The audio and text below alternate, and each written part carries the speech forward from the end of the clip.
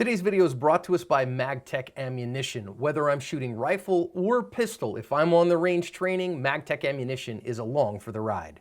My name is Tiffany. Hey everybody, how y'all doing? I know that a lot of people usually are bailed out by now. It's like the end of the day, everybody's exhausted. So we are thrilled that there are this many people here. A little bit nervous, I'm gonna be honest, a little bit nervous because I was expecting it to be like Ryan and Lynn and Tim. But so y'all are here. Thanks for coming. We are Tiffany and Akil. What's going on? I am from Memphis, Tennessee. Ak is from Murfreesboro, Tennessee. Yay! Randy's also from Memphis area. Ak is from Buffalo, New York, but he lives in Murfreesboro, Tennessee. I'm sorry. Ak is in Murfreesboro by way of New York. Just a little bit about me. I now teach with Citizen Safety Academy. I also, in my spare time, try to practice law a little bit, and I teach at my local university. This is my obligatory I actually shoot photo, which is not really important to me, to be honest with you. This is a photo I'd much rather you see because this is not about the fact that I shoot. This is about why I shoot, which is much more important, much more important. This is Ike and Tina. That's me back when the gap between my teeth was even bigger. Those are my brothers when they were little, and those are my brothers now. And that's the world's greatest mother. I know everybody's gonna fight with me over that, but that's my mom. And this is my father, who was in 1979 the youngest black judge in the country. He's gone now, so God rest his soul, and I'm gonna pass it to Ak before I start crying. Thanks, Tiff. My name is Akil Kadir, originally from Buffalo, New York. Now I'm living in Nashville, Tennessee. I own Citizen Safety Academy, which is a school that we're starting for Gateway. So we look at it as Gateway. We want to do the entry-level stuff, okay? I hang out with these Rangemaster people. They're much more high speed than I am. You know, and they let me carry speakers and, you know, walk around in the mud and kick stuff around. So I'm just happy doing that for them. But they're my family now, and I love them to death, really. NRA life stuff. I do training counseling for the NRA. I train guys. I train guards on some of the federal contracts for DOE and for Federal Protective Services. Anybody here familiar with Federal Protective Services? All right. When I was a police officer, I did that for 15 years, and I never heard of them. But then when I left Buffalo, I needed a job, and I sent out a resume, and they called me, and I found out that these are the guys that handle site security for any like level 4 security, level 3 and up security federal buildings. So they've got armed guards there, and I train those guys, and half of the guys on the contract are local cops who make more on the contract than they do at their department. They moonlight as cops, which is something interesting. So while I was at the Buffalo Police Department in those 14 and a half, almost 15 years, half the time was spent on patrol, in rough patrol. I came in right when there was a drug war going on. And then I was fortunate enough to take the first ever civil service exam they had in the city of Buffalo, and that mattered. And I was able to get promoted that way. And I did detective for about 7 years before I got fed up with the snow and some other things and decided to leave. I go by Ak. All right, all my friends call me Ak, and I love that name. My name is an Arabic. Don't call him Ak. Not Ak. Ak. And my name is an Arabic name, but I love Ak because Ak means brother in Arabic. And I take being a friend and a brother to the people who know me very seriously. Okay, so I take that name seriously. So if you know me and you're a friend, and all you hear are friends, especially because you showed up, thank you. You call me Ak, okay? I tell people in my class that I've been teaching people how to shoot for a long time. And this is true. This is me at 13, 14 years old at this guy's youth group. He started this is my father, Akil. I'm actually a junior. All right, that's my father, Akil. He started a gun club in Buffalo, New York in 1979, and it's still going. All right, and he taught a lot of people, a lot of police officers, believe it or not, who couldn't make, when Buffalo Police Department finally was allowed to hire minorities, a lot of the guys got washed out because, let me tell you something, black people don't have a gun culture like that. So my dad stepped up and started teaching guys, and he taught anybody. He didn't care, you know what I'm saying? So when I got on the police department, it was cool because a lot of guys was like, man, your dad taught me how to shoot and he got me through the police academy.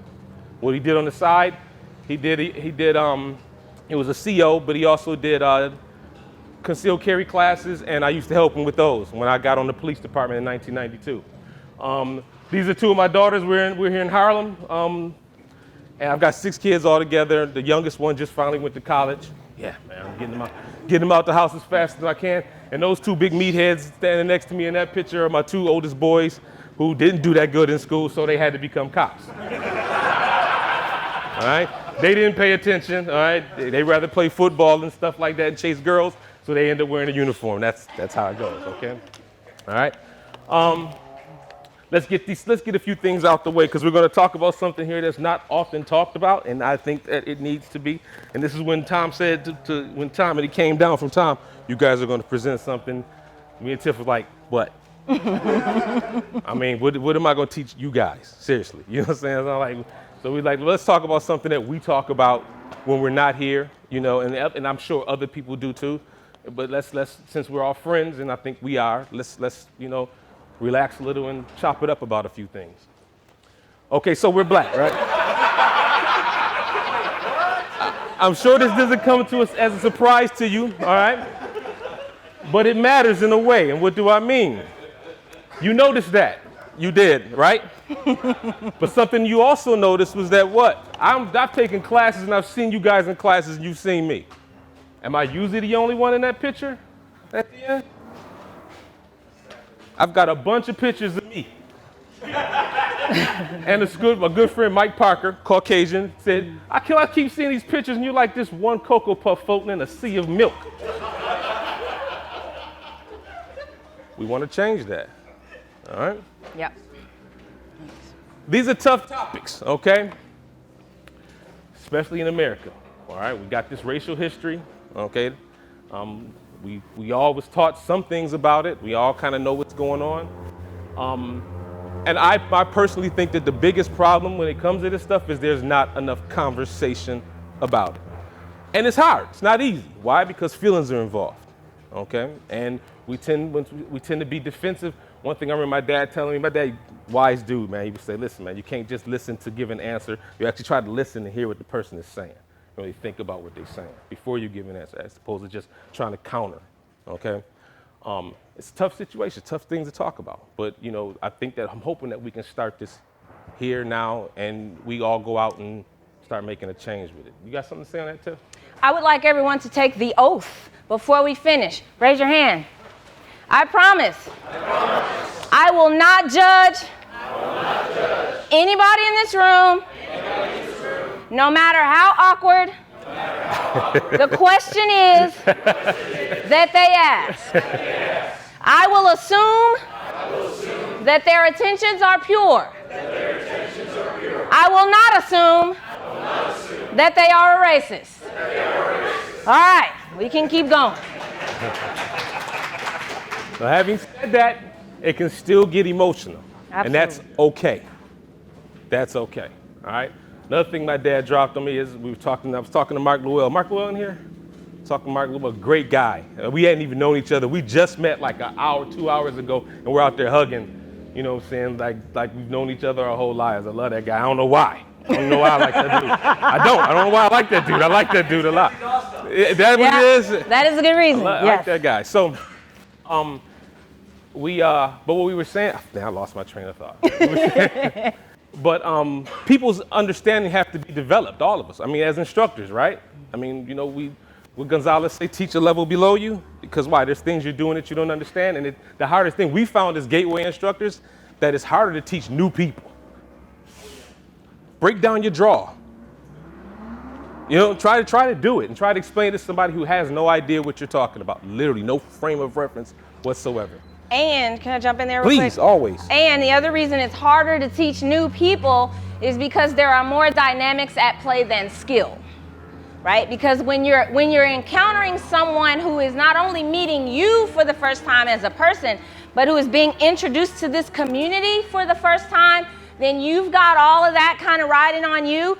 That's not fair. Suck it up This is the job that you accepted, whether you are a professional instructor or you are simply having a conversation in the elevator. If you talk to someone about guns who doesn't know much about guns, all of this is in the mix. You have to go further than just saying, well, there's a front sight and a rear sight, blah, blah, blah, blah, blah, blah, because it's not just skill set that's involved. What am I about to fall on? Oh, okay. There's societal pressures involved. There's cultural differences. There's race issues. There's misconceptions, misinformation, media. All of that is in play. And we cannot afford to just throw that at their foot and say, well, it's not my fault that you watch MSNBC all day. That's on you. That's not good enough. We're going to talk more about that. All right. So, course description. If you are among my favorite people at TACCON, then you actually read the course description. But in case you didn't, I have part of it here. What we're going to try to do today is talk about how the pro-gun community, that's us, can be less insular and reach audiences beyond the echo chamber. Beyond the echo chamber. Stop just preaching to the choir. The Second Amendment protects even those who don't protect it. Second Amendment applies to everyone regardless of how they feel about it. And if you aren't willing to protect, to advocate on behalf of the rights of those who disagree with you, even on the Second Amendment, then you have thereby belied your supposed argument that it is in fact universal. In other words, you're talking out the side of your face, right? And people who know it. Right. And they're going to pick up on it. So we want to help give everybody here some tools to not only talk the talk, Second Amendment's universal, blah, blah, blah, but to also do what? John Correa is recording this now. Y'all can't make me look bad. Make it sound like it's like a lot more people in here. Do what? All right, thank you. This is why we should care. This is from one of our course evaluations that we send out to all our students after we teach. We asked, because there are lots of people teaching permit classes in our area for way cheaper than us. And so we asked, why did you pick us? And that's what they said. Do I care that this person can't spell? I could not care less. I want them to come and learn about what possible misconceptions they may have subscribed to previously. I want them to learn that the Second Amendment is not just a stereotype, that there's all kinds of stuff that goes into it, okay? Why does it matter? Demographic trends. Demographic trends, okay? Too, yeah. Things are changing. If you're thinking to yourself, oh, here we go with the, touchy-feely, tree-huggy stuff, you know what? These are facts. It is what it is.